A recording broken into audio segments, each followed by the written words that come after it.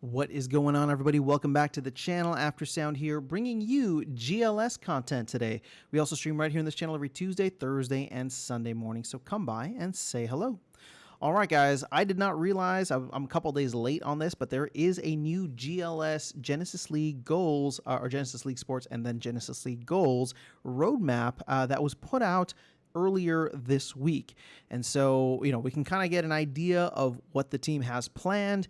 I will say this, and I say this with all love, but none of the other roadmaps have mattered in the past. Nothing has ever been hit, really. So, I look at this and I'm just like, oh, well, this is kind of fun, right? This is just a little fortune telling here, and I know the team is working hard, so I'm just poking a little fun. But truth be told, I'm gonna go through this with you. I'm gonna do a bunch of analysis maybe, and it's probably not gonna mean anything because we'll just have to wait and see if the team is able to deliver. And that is the one thing, as constructive criticism, I'm not trying to be a jerk about it, but that is one thing that the team has not been able to do with these roadmaps and with the timeframes that they have given out. So now that everything is separated out, you got Splinterlands on one side, GLS on the other side. There's kind of this renewed vigor, smaller, meaner, leaner team. Like, let's see if the lessons from the past have been learned and the team is able to move forward. Both teams are able to move forward, right? I talk enough about the Splinterlands side, but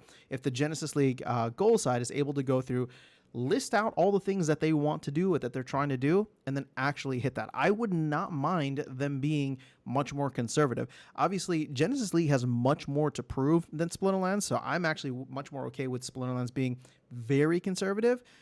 Genesis League does need to get a game out, right, at some point, and that is what's the main thing on the roadmap for right now.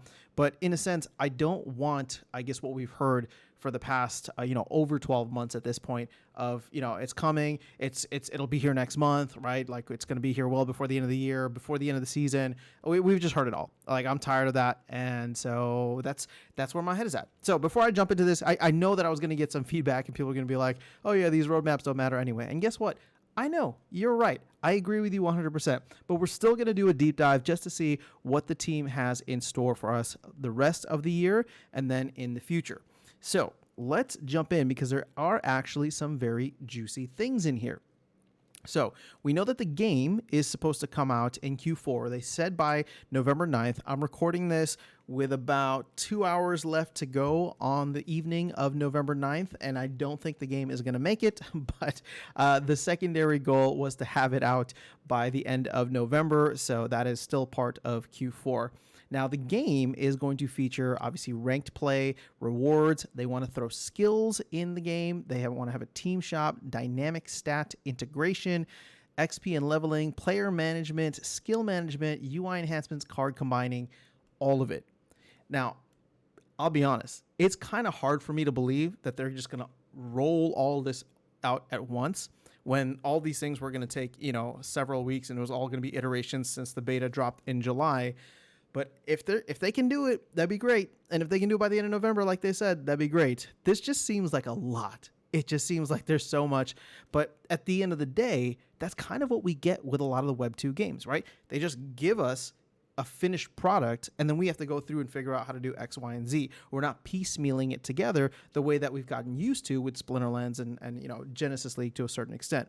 So I wouldn't mind as long as we can actually hit that, and it seems like they are trying to get that out by the end of November. So all of this does seem like it will add a lot of value and a lot of excitement into the ecosystem as a whole. And of course, the game itself, I think, is going to be really exciting once you add in not just the rewards, but all of the different things, right? XP and leveling, adding skills to the mix so that players, it's not just kind of mirror matches with a lot of the same players. There's going to be a lot of different things that you can do, coaches and all that, right? So to me, if this stuff actually does go live by the end of November, I think that's going to be really exciting and a solid finish to what has been, sadly, a very disappointing 2023 for this project. Okay, the other parts in Q4, and keep in mind, this is November, again, I'm recording this November 9th, so we're almost halfway through the month, which means we have a month and a half left of Q4, which doesn't even really account for the fact that like three out of the 6 remaining weeks, or we'll say 7, three out of the 6 or 7 remaining weeks are going to be holiday weeks, and I don't think anything is going to be happening during that time. But the other elements that they want to include are going to be a partner promo. So apparently there's some kind of promo card. Now, we had heard about this a while back, and then I thought that it got either canceled or delayed. Well, it probably didn't get canceled, but we just hadn't heard anything about it. The team was pivoting to focus on getting the actual game out. But it's going to be kind of crazy if there's also going to be a promo card at some point in the next 7 weeks, along with the game actually launching. So again, I don't know why this is on here, if it should be on here, but that's like a big question for me. What the promo card is it messy? Or, you know, or is it something else entirely? I'd actually like to get a little bit more information, but I'll be honest, I don't care about a promo card until the game is actually out. So even though I'm curious, I'm not that curious. All right. The last part here is operations. You can see that they want to get the GLS validator system live, GLS validator witness voting, GLS validator voting rewards, and then update account registration flow. Now, going back to the GLS validator stuff, it does look like they were able to get a private layer 2 network online in Q3, right? And that ended at the end of September.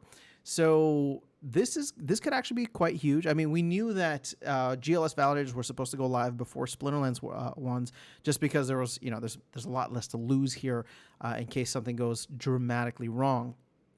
But I'll say this at this point, like, get the game out. I don't even care about validators. Like, validators are cool, but like, what are we even voting on? We're voting on some like random tokenomic stuff, most of which, I'll be honest, I haven't even really agreed with, right? Like, we have a white paper, let's stick to it. Get the game out, and then we can start to figure out what to do with the rest of the tokens. There's still 1.4 billion or almost 1.4 billion tokens that are kind of locked up in the DAO for future projects. And I don't think we should be touching them or doing anything with it until there's games that we want to that we want to add to the ecosystem. But okay, let's move on from Q4, which I think is stacked with a lot of stuff. What do they have for the future, which I would assume means 2024 and beyond? Free to play. That is interesting. I don't think we've heard anything about that previously, but if you've heard some of the conversations we talk about on the Splinterlands side, free to play is just, it'd be nice to have like a Web 2 version of the game that could just get people excited.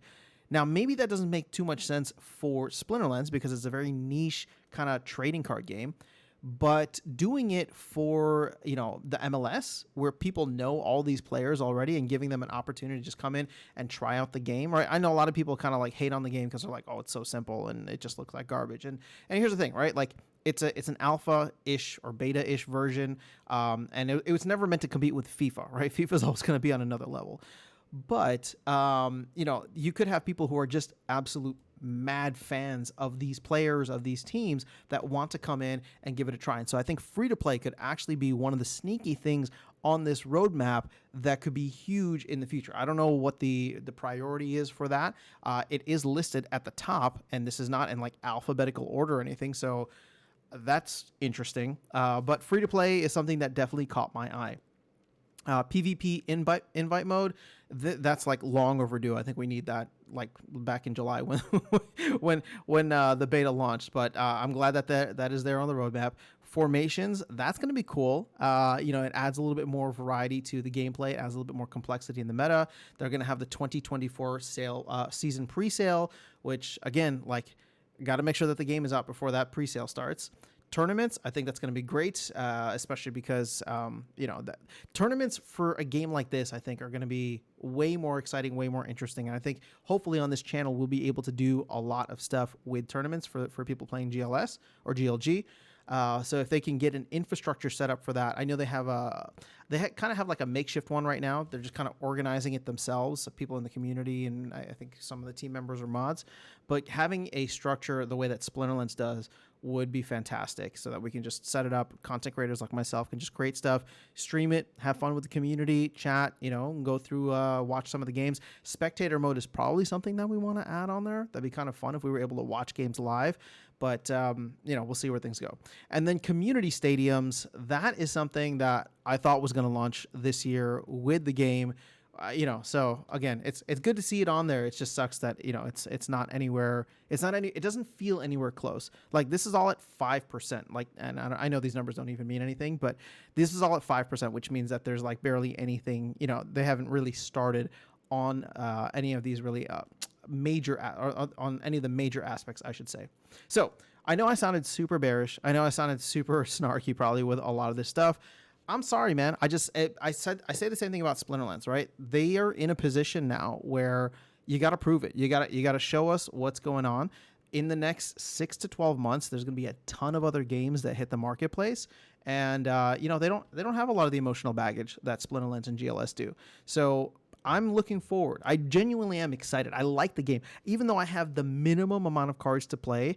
I will go in and play a random game sometimes against the computer or see if I can find, an opponent, just because it's kind of fun to click around for a little while and see how good my guys are. So I'm genuinely excited for all the other aspects that are going to come to the game. Leveling up, XP, getting more players so I can, use my substitutes and stuff like that, working my way up through ranked, earning rewards through it, using skills, right? I think skills is going to be super fun to really dive into all the different strategies and meta, but I just got to see it. I just got to see it. And at this point in time, it feels like a lot. So I'm going to stop there. I want to be optimistic. I really want to give this team a shot to really, knock it out of the park with, the new kind of timeline that was set after September, after the companies kind of split and the layoffs that happened in September. So I wish them the best of luck. I hope that we will be able to hit everything on this roadmap that is listed for Q4, and then I will be really excited for what will be happening in 2024 and beyond with all the items that they have listed here. So that is all I have for you guys in this video. Let me know your thoughts in the comments below. Otherwise, I will catch you all in the next one and see you around the game. Take care.